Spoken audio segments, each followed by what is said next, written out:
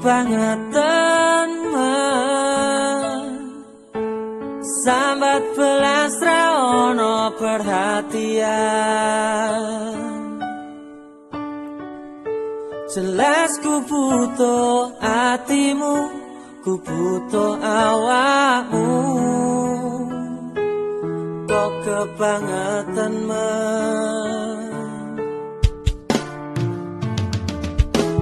loro hati